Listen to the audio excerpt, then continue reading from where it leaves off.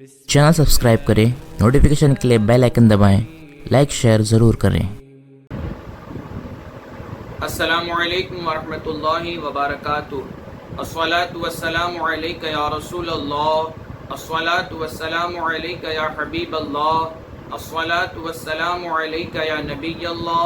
व अला आलिका व अस्हाबिका या नूरम मिन नूरिल्लाह सल्लल्लाहु तआला अलैहि वसल्लम। मेरे प्यारे आका सल्लल्लाहु अलैहि वसल्लम के प्यारे दीवानों, माह रमज़ानुल मुबारक का पहला अशरा रहमतों वाला चल रहा है। मैं दुआ करता हूँ कि परवरदिगार आलम रहमत नूर की बारिश हम तमाम मुसलमानों पर नाजिल फरमाए और अपनी रहमत कामिला का कुछ हिस्सा हमें भी अता फरमाए। मैं आज आपके सामने ख़वातीन के कुछ मखसूस मसाइल बयान करना चाहता हूँ। माह रमज़ानुल मुबारक जब आता है तो जिस तरह से मर्द हजरात पर रोज़े रखना फ़र्ज़ होता है, उसी तरह से ख़वातीन के लिए भी माह रमज़ान के 30 रोज़े रखना फ़र्ज़ होता है। लेकिन ख़वातीन के साथ कुछ मखसूस मसाइल दरपेश होते हैं, कुछ उनके मखसूस अय्याम होते हैं जो उनकी नापाकी के होते हैं, और उस सिलसिले में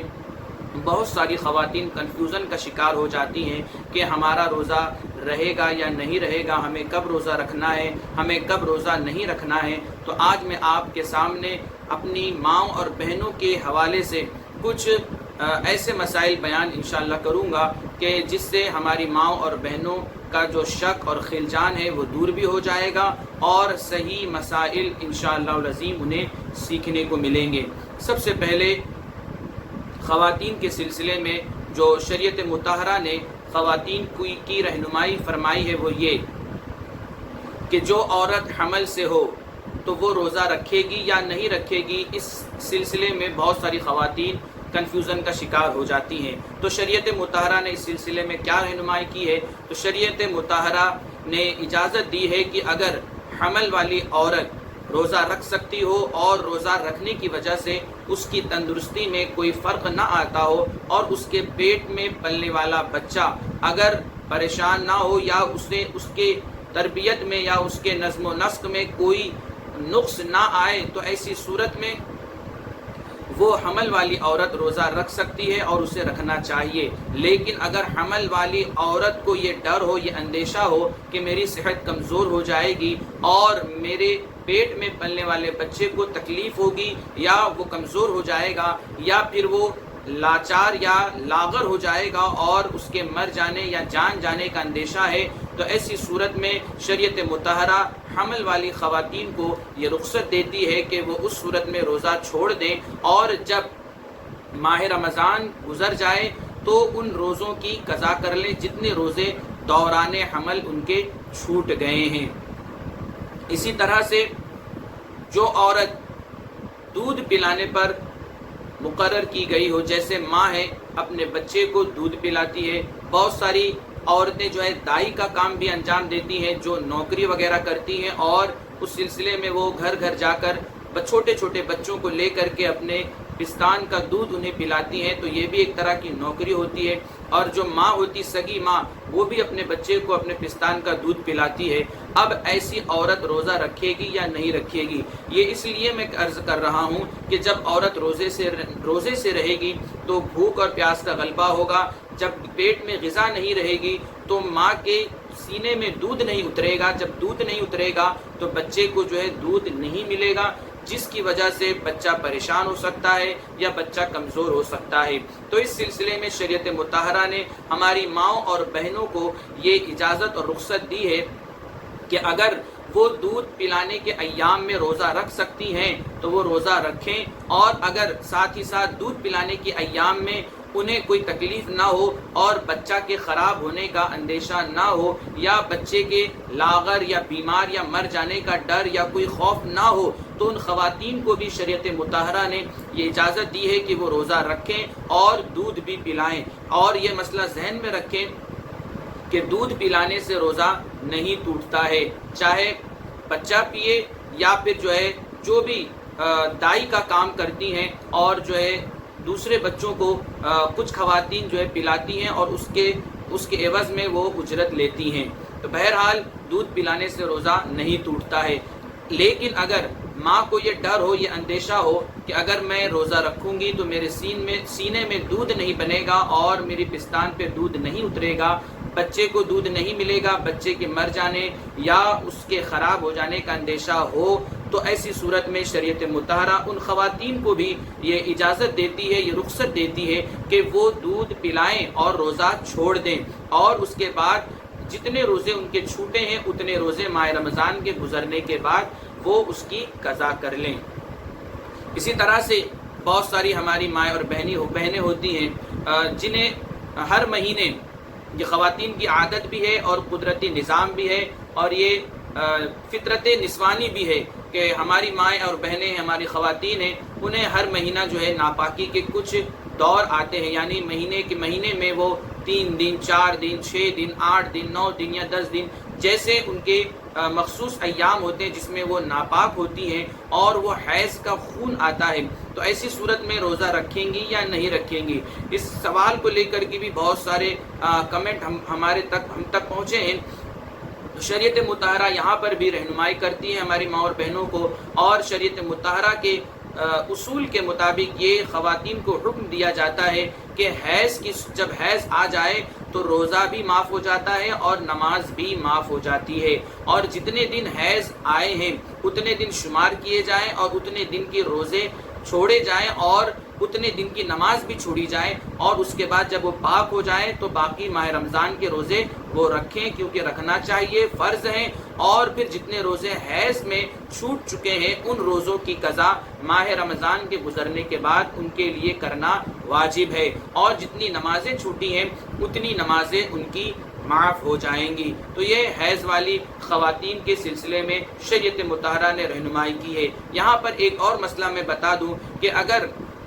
روزہ رکھ کر کے کسی خاتون کو حیض آ جاتا ہے تو اسے چاہیے کہ وہ اپنا بقیہ وقت جو ہے اسی طرح سے گزارے جس طرح سے ایک روزہ دار خاتون گزارتی ہے، لیکن اگر کچھ دوا وغیرہ لینے کی ضرورت پڑ جائے یا بھوک لگ جائے یا کھانے کا اندیشہ ہو، کھانے کی ضرورت پڑے تو چھپ کر کے وہ کھا بھی سکتی ہے، لیکن بہتر ہے کہ روزے کی طرح پورا وقت گزار دے۔ اسی طرح سے بچہ پیدا ہونے کے بعد عورتوں کو جو خون آتا ہے اسے نفاس کا خون کہا جاتا ہے، تو اس صورت میں بھی روزہ رکھنا جائز نہیں ہے، عورتوں کو منع ہے۔ اب جتنے روزے وہاں چھوٹے ہیں نفاس کا خون مکمل ہونے کے بعد اور ماہ رمضان کے گزرنے کے بعد چھوٹے ہوئے روزوں کی قضا کرنا خواتین کے لیے ضروری ہے، اور جتنی نمازیں چھوٹی ہیں ان نمازوں کی قضا نہیں ہے، وہ نمازیں معاف ہیں۔ اسی طرح سے خواتین کے سلسلے میں اور ایک مسئلہ میں بتا دوں کہ جب عورت حمل سے ہوتی ہے تو بار بار انہیں ڈاکٹر کے یہاں پر چیک اپ کرانے کے لیے جانا پڑتا ہے، کبھی کبھی خون نکالا جاتا ہے ان کے جسم سے، اور جو ہے خون کا ٹیسٹ ہوتا ہے، بلڈ ٹیسٹ ہوتا ہے، تو روزہ رکھ کر کے بلڈ ٹیسٹ کرا سکتے ہیں یا نہیں کرا سکتے ہیں؟ تو شریعت مطہرہ اجازت دیتی ہے کہ روزہ رکھ کر کے بلڈ ٹیسٹ کرا سکتے ہیں، لیکن اتنا زیادہ خون نہیں نکالنا چاہیے جس سے بدن میں کمزوری آ جائے اور روزہ لگ جائے۔ بہرحال تھوڑا بہت ٹیسٹ کرنے کے لیے اگر روزے کی حالت میں خون نکالنے کی ضرورت پڑ جائے تو خواتین جو ہیں ٹیسٹ وغیرہ کرا سکتی ہیں۔ اسی طرح سے حمل والی خواتین کا سونوگرافی بھی ہوتا ہے، ان کے پیٹ کا ایکس رے ہوتا ہے، تو سونوگرافی یا ایکس رے کرانے کی وجہ سے بھی روزہ نہیں ٹوٹتا ہے۔ وہ روزہ رکھ کر حمل کی حالت میں بھی اگر وہ روزہ رکھتی ہیں تو سونوگرافی اور اسی طرح سے ایکس رے وغیرہ کرا سکتی ہیں۔ اسی طرح سے عورت کی آگے کی شرمگاہ میں کچھ مشینی آلہ ڈال کر عورت کے رحم کا چیک اپ کیا جاتا ہے، اس کی بچہ دانی کا چیک اپ کیا جاتا ہے، الٹرا ساؤنڈ وغیرہ کیا جاتا ہے، تو روزے کی حالت میں الٹرا ساؤنڈ وغیرہ بھی کیا جا سکتا ہے، مگر شرط ہے کہ اس مشین پر کوئی ایسی دوا نہ لگی ہو جو اندر جا کر کے عورت کے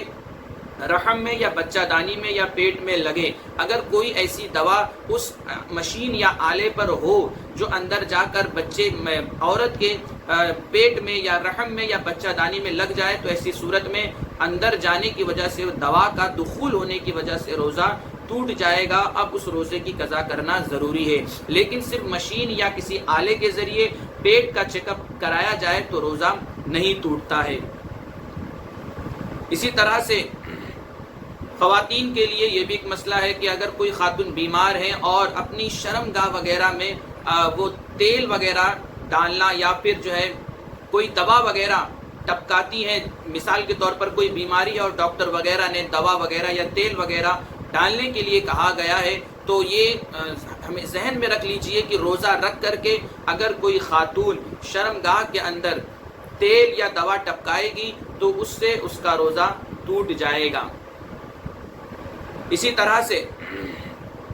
بہت ساری خواتین شادی شدہ ہوتی ہیں، کبھی کبھی ایسا بھی ہوتا ہے کہ رمضان سے پہلے ان کا نکاح ہوتا ہے یا پھر ان کا پہلے ہی سے نکاح ہوا ہوتا ہے اور ماہ رمضان میں وہ روزہ رکھ کر کے صحبت کر لیتی ہیں، اپنے شوہر سے قریب ہو جاتی ہیں، اور پھر اس کے بعد انہیں احساس ہوتا ہے کہ روزہ رکھ کر کے ہم نے یہ کام کر لیا، فلاں کام کر لیا، اب کیا ہوگا، اب روزے کی قضا کرنی پڑے گی یا نہیں کرنی پڑے گی۔ تو آپ کو میں بتا دوں کہ روزے کی حالت میں اگر میاں بیوی نے بھول سے صحبت کر لیا یا جماع کر لیا اور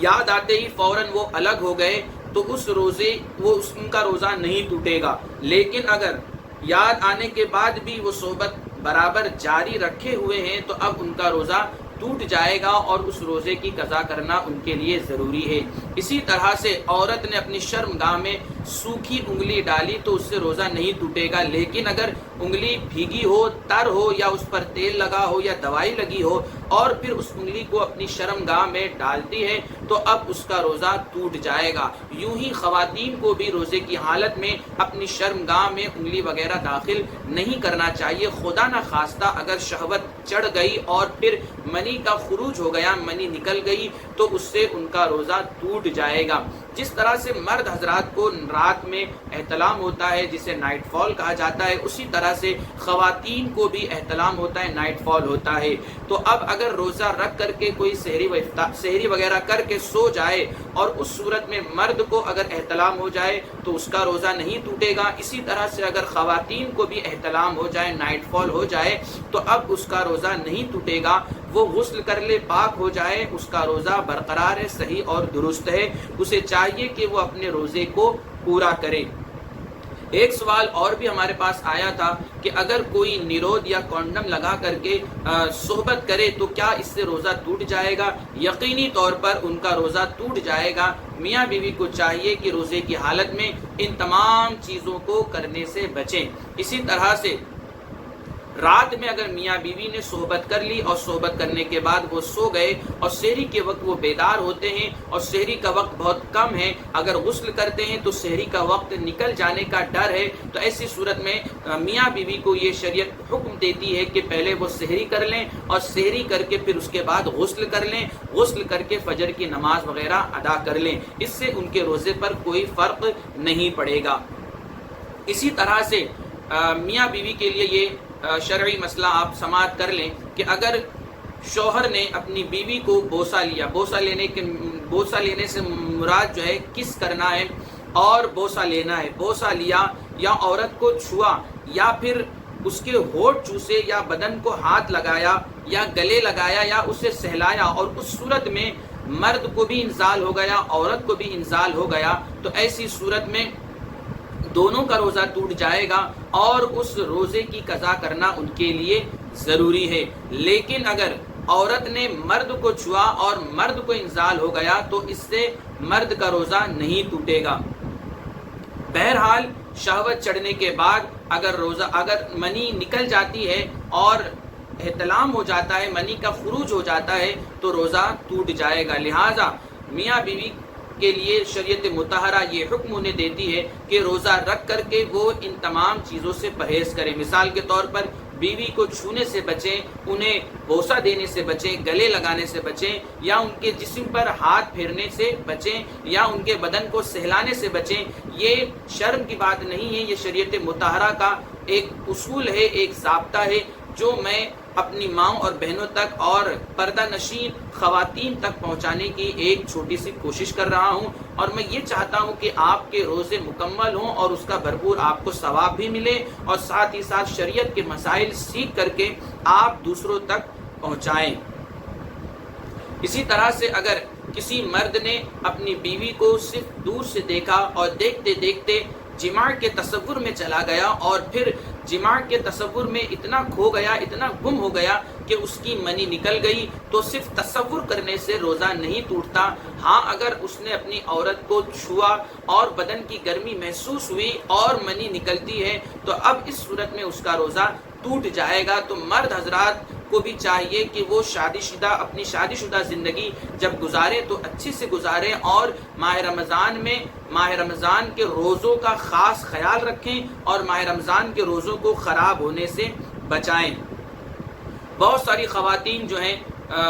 رمضان میں بیمار بھی ہو جاتی ہیں اور پھر انہیں انجیکشن وغیرہ لگانے کی بھی ضرورت پڑتی ہے، تو انجیکشن لگانے سے روزہ نہیں ٹوٹتا، کیونکہ انجیکشن یا تو گوشت میں لگایا جاتا ہے یا تو پھر رگ میں لگایا جاتا ہے، تو انجیکشن لگانے سے روزہ نہیں ٹوٹتا ہے۔ اسی طرح سے اگر خواتین بیمار پڑ جائیں روزہ رکھ کر کے تو انہیں گلوکوز چڑھانے سے بھی روزہ نہیں ٹوٹتا ہے، بشرطے کہ ان کو گلوکوز چڑھایا جائے تو سوئی وغیرہ سے یا انجیکشن سے چڑھایا جائے۔ اگر گلوکوز کا پانی انہیں پلایا گیا تو روزہ ان کا ٹوٹ جائے گا، لیکن اگر انجیکشن کے ذریعے گلوکوز کا پانی انہیں انجیکٹ کیا گیا تو اب ان کا روزہ نہیں ٹوٹے گا۔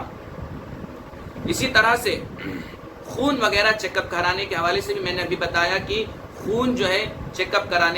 خون کا چیک اپ کرانے سے روزہ نہیں ٹوٹتا ہے۔ اسی طرح سے مرد حضرات کے لیے بھی یہاں پر یہ شریعت مطہرہ کا ایک حکم ہے جو میں آپ کے سامنے بتا دینا چاہتا ہوں کہ مرد حضرات نے اگر اپنے اعلی تناسل میں دوا ڈالی یا تیل ڈالا تو اس سے روزہ نہیں ٹوٹے گا، لیکن اگر یہی دوا یہی تیل اگر کوئی خاتون اپنے آگے کی شرمگاہ میں داخل کرتی ہے تو اس صورت میں ان کا روزہ ٹوٹ جائے گا۔ تو یہ ہماری مائیں اور بہنوں کے لیے کچھ مخصوص مسائل تھے روزے کے حوالے سے جو میں نے آپ کے سامنے رکھا، اور کچھ مخصوص مسائل میاں بیوی کے حوالے سے تھے جو ازدواجی زندگی گزارتے ہیں اور جنسی تعلقات بھی بناتے ہیں، تو ماہ رمضان میں انہیں کب اور کیا کرنا چاہیے یہ بھی میں نے آپ کو بتا دیا۔ ساتھ ساتھ آخری بات یہ بھی بتا دوں کہ اگر میاں بیوی جنسی تعلقات بنانا ہی چاہتے ہیں تو انہیں چاہیے کہ افطار کر لینے کے بعد، مغرب کی نماز پڑھ لینے کے بعد، یا پھر سب سے بہتر یہ ہے کہ عشاء کی نماز اور تراویح وغیرہ پڑھ کر کے وہ رات میں اگر چاہیں، اگر ان کا دل کرتا ہے تو وہ ازدواجی تعلقات قائم کر سکتے ہیں، اور پھر سحری کا وقت جب ہو تو اس وقت وہ غسل کر لیں۔ بہتر یہ ہے کہ جب ازدواجی تعلقات بنانے سے فارغ ہو جائیں اس کے فوراً ہی غسل کر لیں تو یہ زیادہ بہتر ہے، کیونکہ حدیث پاک میں آیا ہے کہ جس گھر میں جنبی رہتے ہیں یعنی ناپاک شخص رہتا ہے اس کے گھر میں رحمت کے فرشتے نہیں آتے ہیں، لہٰذا گھر میں زیادہ دیر تک ناپاکی کی حالت میں بھی نہیں رہنا چاہیے اور سوتے ہوئے ناپاکی کی حالت میں بھی نہیں گزارنا چاہیے، بلکہ رات کے آخری پہر میں صحبت کر لیں اور اس کے بعد اٹھ کر کے غسل کر لیں، پھر سحری وغیرہ کر کے روزہ کی نیت کر لیں۔ اس طرح سے بیوی کا بھی حق ادا ہو جاتا ہے، شوہر کا بھی حق ادا ہو جاتا ہے، حقوق العباد بھی ادا ہو جاتے ہیں، اور ساتھ ہی ساتھ اللہ کا جو حق ہے یعنی ماہ رمضان کا فرض روزہ رکھنا یہ حق بھی ادا ہو جاتا ہے۔ تو میں امید کرتا ہوں کہ آپ حضرات ان مسائل کو سیکھیں، سنیں، اس پر عمل کریں اور اپنے دوست احباب رشتہ دار تک پہنچائیں، اور میں اپنی ماں اور بہنوں سے بھی گزارش کروں گا کہ آپ اس ویڈیو کو شروع سے آخر تک دیکھیں اور اپنی گھر کی اور ریلیٹڈ کی جتنی بھی خواتین ہیں ان تک کے یہ میسج پہنچائیں تاکہ ہماری مائیں اور بہنیں شریعت مطہرہ کے بنائے گئے اصول اور ضوابط کے مطابق زندگی گزاریں اور اپنے روزوں کو بہتر سے بہتر بنا سکیں۔ میں دعا کرتا ہوں کہ پروردگارہ ہم سب کے روزے کو قبول فرمائے اور ہماری مائیں اور بہنیں جو مشکل وقت میں بھی روزہ رکھ رہی ہیں اللہ تعالیٰ ان سب کے روزوں کو بھی قبول فرمائے اور ہماری ماں اور بہنوں کو خاتون جنت حضرت فاطمہ رضی اللہ تعالیٰ عنہا کی کنیز بنائے اور ان کے نقش قدم پر چلنے والا بنائے۔ وما علینا الا البلاغ۔ السلام علیکم ورحمۃ اللہ وبرکاتہ۔